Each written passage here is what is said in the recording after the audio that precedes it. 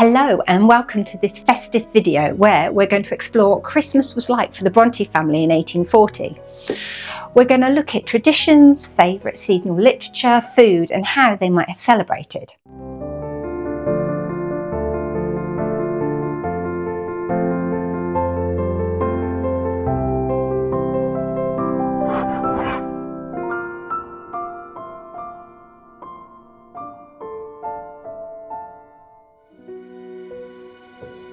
Now, as we dive into these festive traditions, I'm going to make some traditional 19th century mincemeat for mince pies. While we talk about the Brontës Christmas, I'm going to try and concentrate enough to make this traditional Christmas favourite. It's a simple yet delicious recipe using real suet, just as it would have been in the Brontës' time.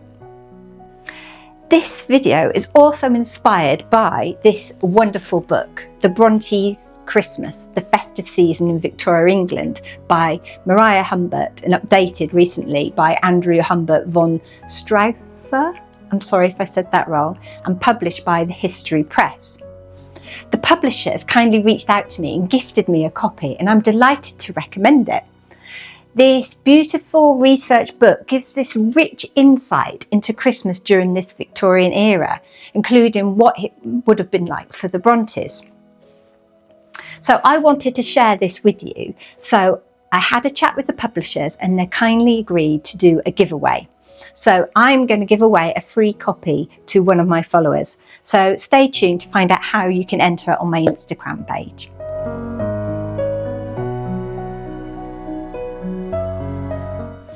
So Christmas in the 1840s was undergoing a transformation.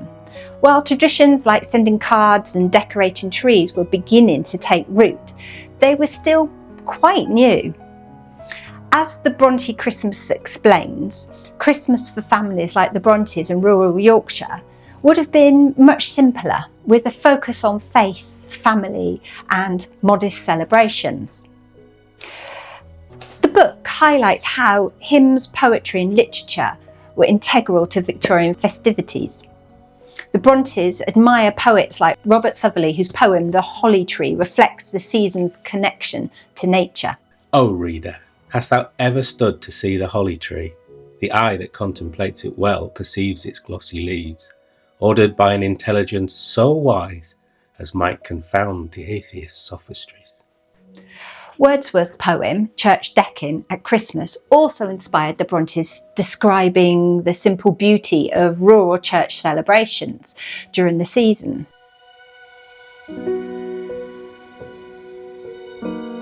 Right, shall we see if we can get on? I will show you what I've got.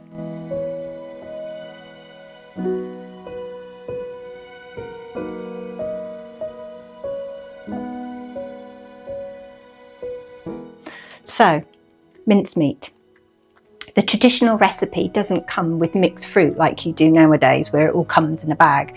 You've got separates. So we have raisins, sultanas, currants, fruit peel, so like apple, oranges and lemons.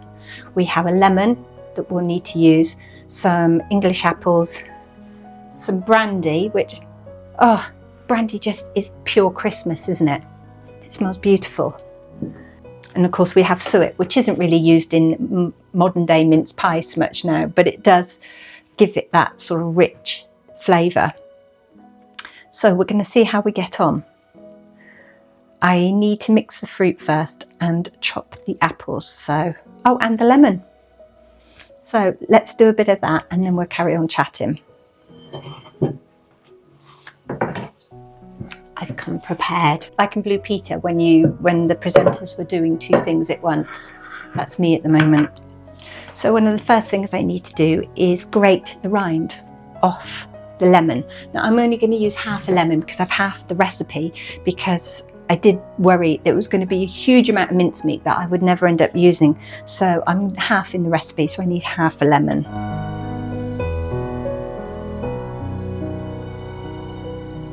So the Brontë family's Christmas was deeply rooted in their faith. Patrick Brontë, as the curate of St Michael's and All Angels Church, would have led the Christmas Day service.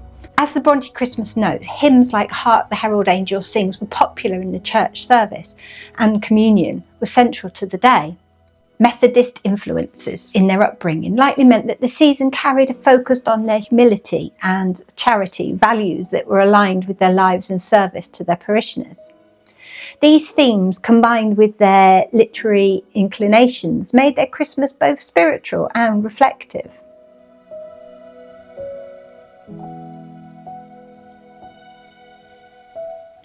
Christmas food and tradition are woven through Wuthering Heights, especially in the scene where Nellie Dean reflects on the holiday celebrations at the Earnshaw's home. In this passage, she describes preparing the kitchen for Christmas Eve, drawing attention to the familiar sense of spiced cooking and the festive preparations. She says, "After playing lady's maid to the newcomers and putting my cakes in the oven and making the house and the kitchen cheerful with great fires, befitting Christmas Eve, I prepared to sit down and amuse myself by singing carols all alone." This scene might be more than just a fictional account. It likely reflects Emily Bronte's own experience of Christmas's cooking with Tabby at the parsonage. Just as Nellie is busy baking cakes and setting the kitchen fires, Emily would have spent her own Christmases in a similar manner, preparing for the festive seasons with the warmth of a crackling fire and the smells of traditional seasonal treats filling the house. The Brontë sisters, known for their simplicity and modest lifestyle, would have been accustomed to a simple kind of humble celebration. The mention of rich scents of the heated spices and the shining kitchen utensils evokes this warmth that Emily likely experienced at home, where cooking was a family affair. In a modest Yorkshire home like theirs, Christmas meals would have been a quieter, more intimate affair, focusing on sort of family and togetherness rather than extravagance. As Nellie continues, she talks about the mulled ale, but this detail is kind of more of a symbolic of festive gatherings than the reflection on the Brontes' practice. Instead, the Brontes would have abstained from alcohol beverages such as spiced cider or fruit punches. The passage also gives us an insight into the atmosphere at Wuthering Heights during Christmas. I admired the shining kitchen utensils, the polished clock decked with holly.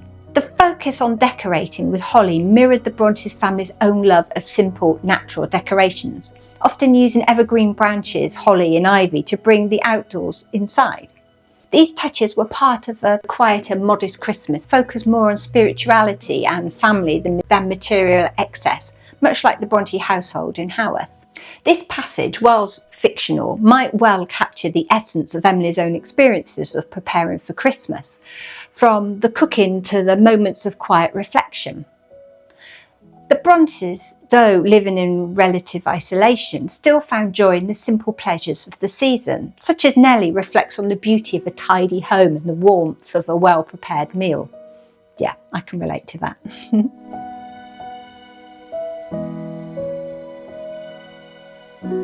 Talking of a well-prepared meal, I better do a bit more of this. It's very easy to get distracted, isn't it? And doing two things at once is quite a challenge. And also, it's probably quite loud for you listening because I've got the grater and anyway.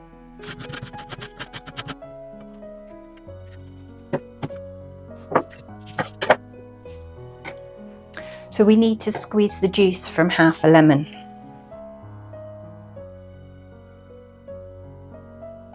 Some smells that are very Christmassy, mixed spice, brandy, and I think like lemon. I don't know why. I suppose I always associate it with cooking and maybe a little G&T.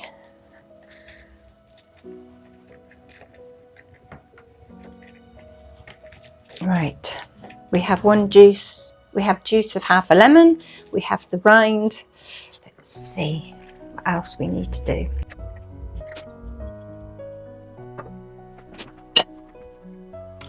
So all the ingredients basically gets put into a big bowl and mixed together. It's very simple. The ingredients also tells me that it should be a pound of each fruit, so a pound in weight. That's about 450 grams. I tell you what I'll do is I'll put the recipe that I'm using today, I will put it in the description so you guys can see it, and I will do the conversion between pounds and ounces to grams as well. But like I said, I'm only doing half, but it's going to make a lot. So, but I'm sure I'll eat it because I am very partial to a mince pie. So we're going to mix the raisins,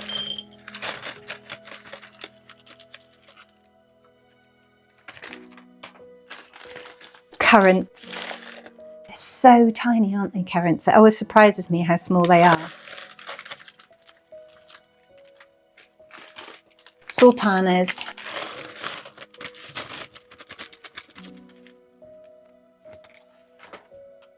And mixed peel. It smells lovely.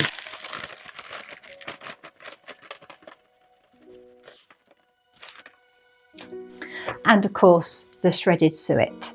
The shredded, not the dreaded, but the shredded suet. Right.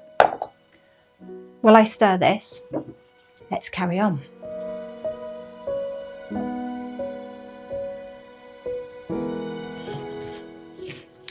Food was a central part of Christmas celebration, and the Brontë Christmas book offers a fascinating insight into what might have been on the table. Goose was the traditional centrepiece, though wealthier families sometimes had turkey.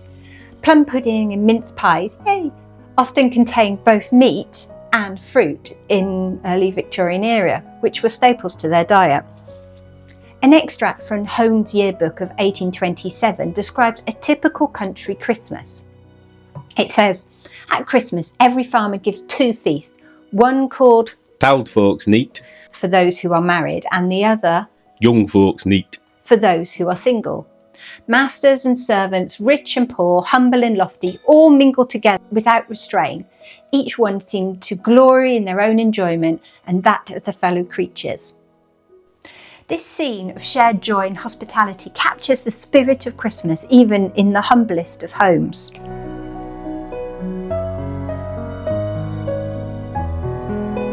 One of the festive traditions that would have been present at the Brontë Parsonage was the baking of Yorkshire spice cake, which was often shared with the parishioners in the area.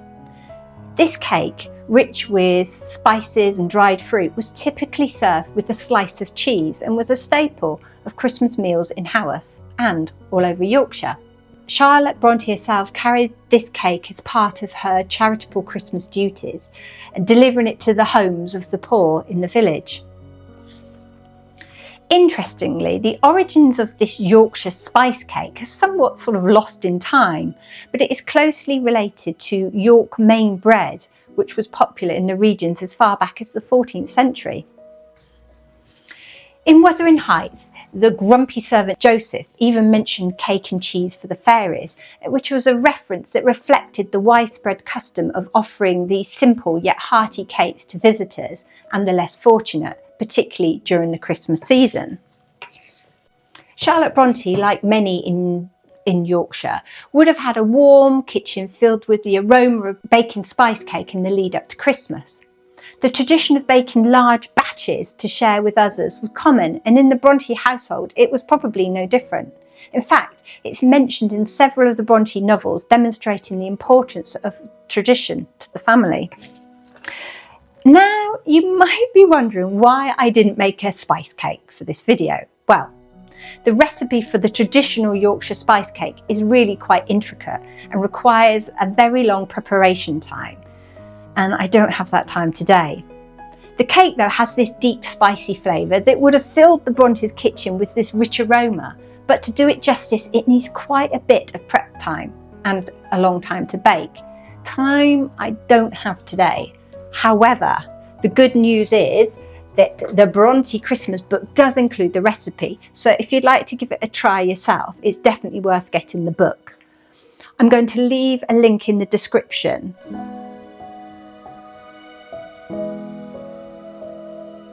The Brontës Christmas decorations would have been simple yet heartfelt. As the Brontë Christmas book describes, holly, ivy and evergreen branches brought touches of the countryside indoors, while candles added that warm glow.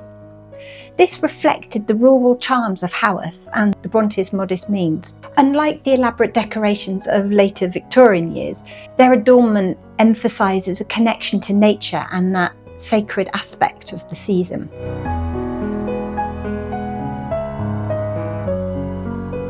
Letters from the Brontës offer a glimpse into their Christmas celebrations. Charlotte Brontë wrote in 1836, "Christmas and the New Year are blithe, merry seasons in general, but for me, they have the charm of novelty."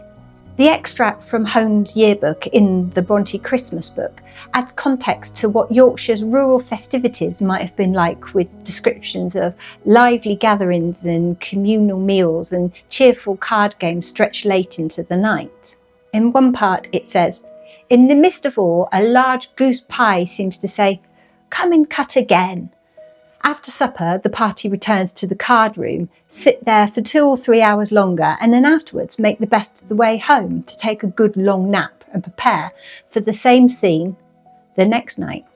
This kind of celebration would have resonated with the Brontë at that time, though their celebrations were probably more quieter and more introspective.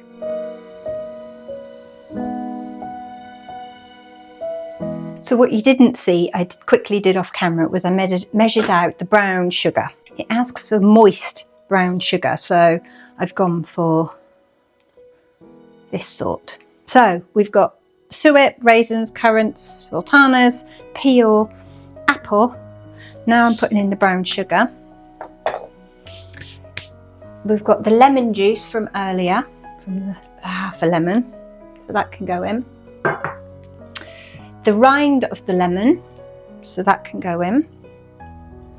And it asks for a heaped teaspoon of mixed spice. But I've just realised I'm half in the recipe, so I only need half of this. I've measured out a whole for the whole recipe.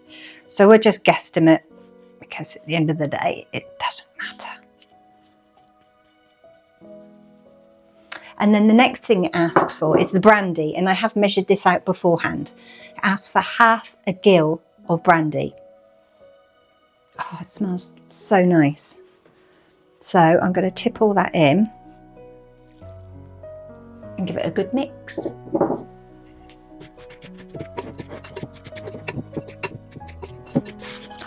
The smell is so Christmassy. It's a mixture of brandy and the mixed spices and the fruit.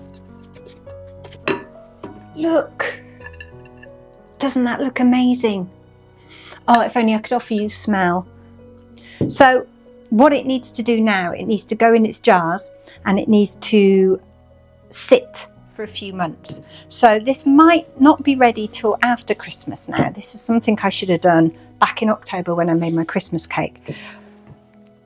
But that's okay, because I can have these at Easter. I can have Easter mince pies and I'll see how it goes, and if it really works well, I can be prepared, ready for next year. Needs a good stir still, so let's carry on chatting.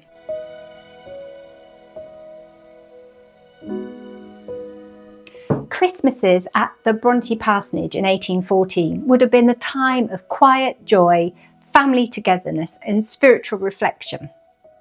Thanks to the Brontë Christmas book, we've been able to bring their celebrations to life with the insight of their favourite literature, their modest festivities and of course their seasonal tradition. Don't forget, the History Press are kindly giving away a free copy of this beautiful book. If you would like to enter, visit my Instagram page, link in the description. Like, share and comment on the post about the book, and I will pop your names into one of these fancy name generator apps, how modern, to pick a winner. The lucky person will get a beautiful copy of the Brontës at Christmas, hopefully before Christmas. I will be doing a draw for the name a week after the video comes out. So get over to Instagram and good luck. And of course, a big thank you to the History Press for their Christmas spirit.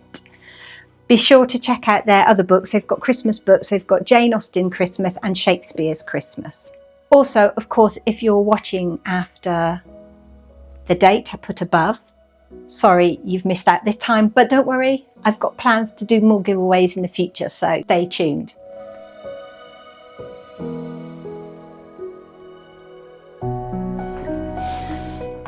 And of course, whilst having a little tidy up, I have a little brew going on as well.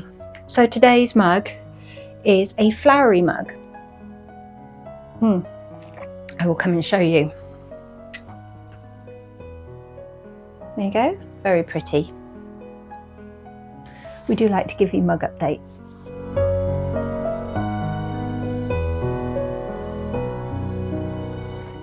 So I've got some jars, and these are the traditional sort of preserving jars. Preserving? Pickling? Preserve. These are the traditional sort of jars. Should we just stick with that? Let's move the book out the way, because you know what I'm like. I am messy. So these will basically seal it for when I need it. And we know for a fact that Tabby would have done a lot of pickling and preserving of bits and bobs, because it was a common thing in Victorian England. You know, you couldn't get some of these ingredients in the winter, so you had to preserve and save things and store them in a way that would stop them from going off. Oh, it smells amazing. So I have sterilised these jars, by the way. And of course I did all that hand washing business beforehand. And of course I am wearing my pinny, my chicken pinny. So I'm hoping that if this needs a few months to mature, that it will be ready for Easter. Easter mince pies. I could make a fashion out of it, couldn't I? A new thing. I'm going to have a bit too much for the jar, so I might have to go and hunt for another jam jar somewhere in the depths of my cupboards. But that's okay. I do make a lot of marmalade, so I do have jars. And there we go. 3 full jars of mincemeat. Yay! I did it! We don't know what it's going to taste like yet. Maybe I'll give you an update in a few months' time, once I actually get round to eating it. I'm excited. I love cooking. Right, let's get to it. Maybe a slurp first. I'm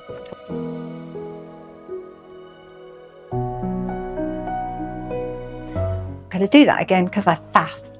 The elaborate decorations of later Victorian years, they're there.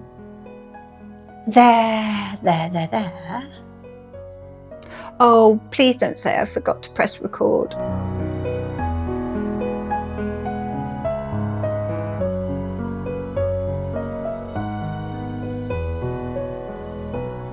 So thank you everyone for watching, and I hope you enjoyed my kitchen madness.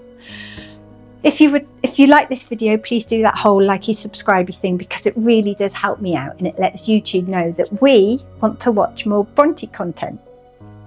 If you haven't already guessed, I am very excited for Christmas. So take care, have a good weekend, and I will see you next Friday for more, yes, Christmas Brontë adventures. So stay tuned and I'll see you then. Bye.